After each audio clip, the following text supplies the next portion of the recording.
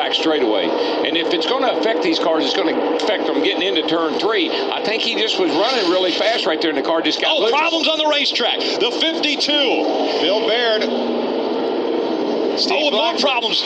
Cars coming in. We've got accidents on the racetrack. That looks like Leilani Munter right there. Leilani Munter involved. Numerous cars involved in this one. Coming out of turn number 2, the problems started in 2, and they continue on to the start of the backstretch. Unbelievable. That many cars blocked right there. Unbelievable. That many cars would get in that wreck. 6 cars stopped right there on the racetrack. Look at that. Bill Baird in the 52. That's Steve Blackburn, the car closest to us. The 90 of Leilani Munter, like you mentioned earlier. That's Milka Duna in the 90. Oh, Milka Duna in the 90, excuse me. See Bill Baird, the 52 car. He's sideways. Just gets sideways and tries to catch it. Catches it one time, just can't get a hold of it, and takes Steve Blackburn up to the outside wall. Obviously, these banks are self-cleaning. They're going to come down the hill. There's Tim George in the 31. Looks like he may have avoided it. And after they come down the racetrack, then other cars thinking they were going to clear it get into this as well. It just always amazes me that, here's our big wreck, and cars are so far back, but they continue to pile in here. Watch, here comes a bunch of other cars that just did not slow down. Here's real time right here. See Bill Baird, he gets sideways and takes Steve Blackburn hard into the outside wall. And again, they're going to come on down the hill. And there's so much smoke there too, Darrell. And you see a lot of guys trying to take evasive action. You know, Phil, they always told us that here comes some other cars that just can't get slowed down.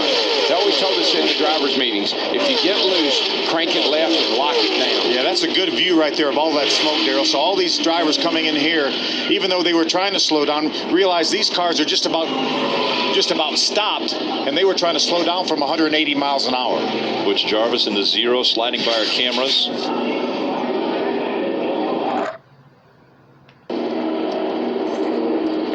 Leilani Munter and Milka Duna both involved, 2 of our 6 lady drivers in the race. Josh Richards, great dirt track racer, also involved in the 99 car.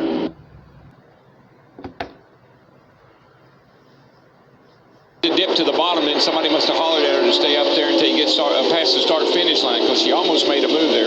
3 wide right in front of her. And cars coming fast behind her. Problems right there in front of her. Sliding down in turn number 1. It's the 22. Oh, and again we've got problems. Craig Gose in the 81 slides into the 22 of Dakota Armstrong. Dakota was running in the 6th position. I think that sometime that engine on the restart looked like it just started smoking. But for the life of me, don't know why that other guy hit him. Dakota Armstrong slid down on the apron. Let's take another look. What looks like he's holding the field up a little bit. He's got John West Townley behind him. Looks like probably some contact there. Oh, he got a push. Yeah, it wasn't the engine so much. He slides back up the racetrack, and that's when the 81 of Craig Gose slides into him. Danica moves up the racetrack to give him a little bit more room. They get all bottled up here going down in the corner. Yeah, and the 22 gets a bump from behind. Up the track he goes. But see, now there's plenty of time here, and it comes down the bank.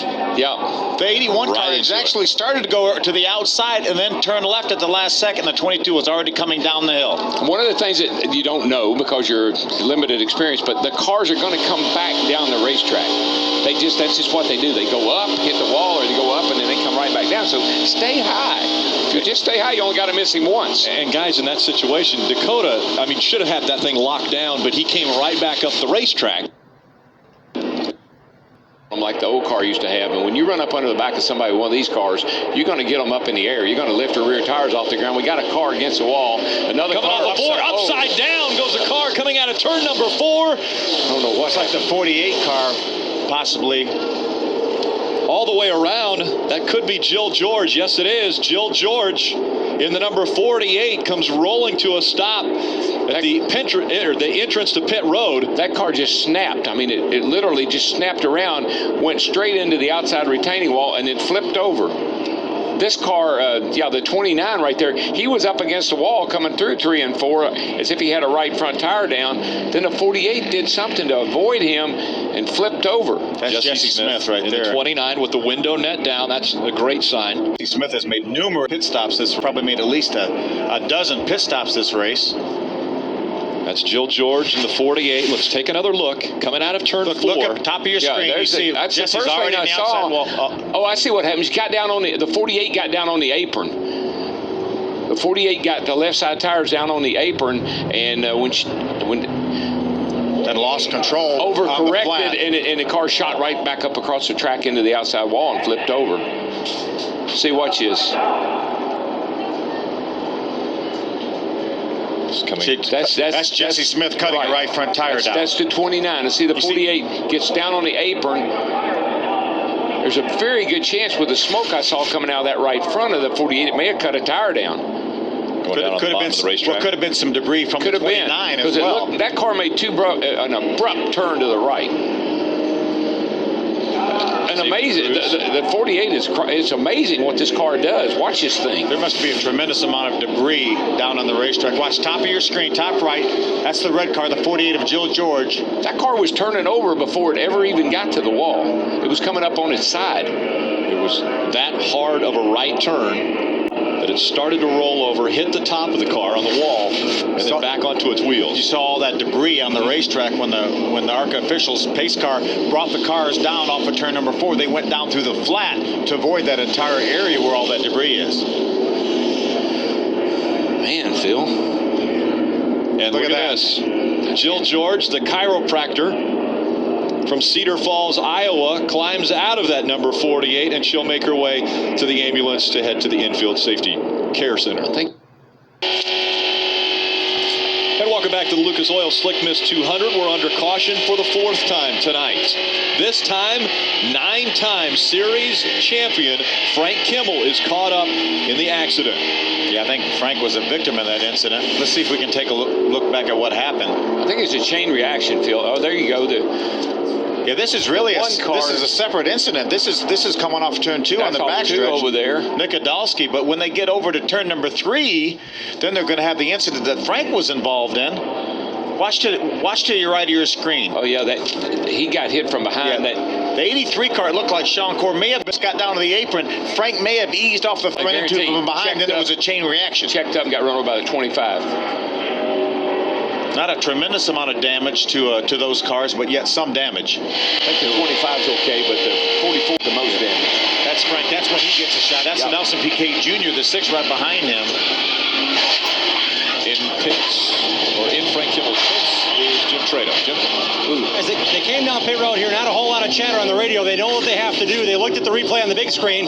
What we saw is what they saw. And backing in the wall was Kimmel, but not enough to offset the rear spoiler. The rear bumper cover, if anything, has been damaged. They're changing right side tires because of that slide. They're only allowed 2 sets of tires in the pits, and the 4 they started the race on. So lucky for them, they had a spare set. They went with scuffs last time and scuffs this time for Frank Kimmel, trying to repair that minimal right side right front damage, and the bumper in the rear looks okay. What happened?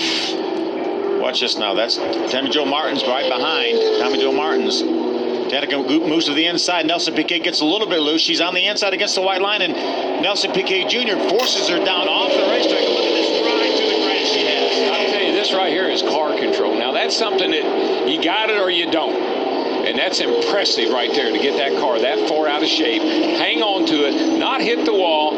Tony Jr. helped her a lot because he kind of helped her get through that, but that was amazing. That was a great job right there. She's going to come right at us here. Yeah, Piquet's going to force her down underneath pretty good contact right there. She goes right through the grass. The thing I like, DW, is she's this sideways, and when she gets straight, her wheels are straight. She doesn't overcorrect and go into the outside wall. Well, that's what I was telling you earlier. Lock it down, turn left. She's on pit road now. Wendy Venerini. Position right now. She really is. Joey Coulter tucked in behind her. Then is John West Townley behind Joey Coulter. James Busher, your pole sitter and early leader of this race, is back to the 6th spot. Justin Marks 7th. Patrick Sheltra 8th. Ricky Carmichael is 9th. And Steve Arpin rounding out our top 10.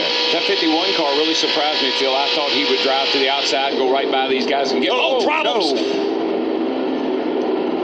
Over and over, it's the 06 of Barry Fitzgerald. And he comes to a stop. He's already taken the window net down. Yeah, that was coming out of turn number 2, I believe. Yeah, it is. You see him moving around in there. That's a good sign. And it looks like he's trying to get unbuckled. Safety crews to him quickly. Why are these cars turning over today? Every time you look around, there's a car turning over. And this one was sideways until it got into the grass, and then around it went. Watch top of your screen. The green and black car, that's Barry Fitzgerald. It gets a little bit loose. Slides off the racetrack and just turns around backwards the wrong way. These cars they're the way they're set up. When they go on the left side like that, it's just almost they turn over. It's the way the cars are set up. A violent ride for Barry Fitzgerald in that 06. Another view coming off turn 2. You know, and he wasn't in the grass. He was already flipping before he got to the grass right there. So it wasn't a situation where the unevenness of the grass. No, but when it hit the grass, it did a whole lot more bucking around. I can tell you, the grass is rough, man. This is a dance. This is like dancing with the wolves. These things are bouncing all over the place. Who's your partner? Who you want to have as your dancing partner at Daytona? Oh, smoke coming out of... That's Terry Jones. Actually, the one car came off turn 2, bounced off the wall into Terry Jones. There's Allie Owens gets sideways as well. We see Allie Owens. It looks like there might be some fluid on the racetrack. Allie Owens gets sideways. No caution yet. She's off the racetrack right now. If she can get it refired, I think we'll stay green. 2 laps of racing to go. They stay green. No caution flag has come out. The question is there fluid on the racetrack? We're going to find out very shortly. These other cars are getting through here just fine. I think that was just maybe a reaction to the smoke. The pack making its way down the backstretch and into turn number 3. Still chasing Bobby Gerhardt. White flag this time, boys. The track's clean. I don't see any problem. Bobby Gerhardt. We're going to have some lap cars. That might create a problem. Got a couple of lap cars up here that are going to come into play. Frank Kimmel's one of them. Frank's smart guy. He'll get out of the way.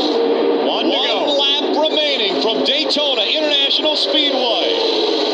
The Lucas Oil Slick Mist 200 on its final 2.5 miles.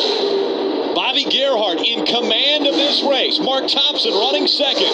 Boy, that Gerhardt car is strong, man. He comes up off of turn 2, gaps the guys behind him a little bit. Frank Kimmel had problems earlier. He moves to the inside. He's a slower lap car. They just can't close that. That 5 car came off of turn 2 that time. Man, he put some distance. There is a lap car. This could be a problem. Bobby Gerhardt and Bill Gerhardt spend all their time working on super speedway practice and testing, and it is going to pay off. Bobby Gerhardt coming into the Tri-Oval. He will win his 6th super speedway race from Daytona International Speedway. And Danica finished 7th. Car 7 finished 7th. Nice job by Danica, but what a great job. Win number 6 for Bobby Gerhardt. Great pit strategy. They made it 65 laps on a tank of fuel. And he said early in the race it wouldn't run. They came in, had a beat on it, raised the hood, and everything else. Take a look at the finish. Watch Danica. 4 and the 7. Watch Danica and Ricky Carmichael bumping when they get down towards the start-finish line. Danica's trying to go down. Ricky Carmichael's trying to hold his position. At the stripe, it looked like Danica snuck just in front of him. No. It was a close call. We know who took the checkers first. Bobby Gerhardt wins again at Daytona.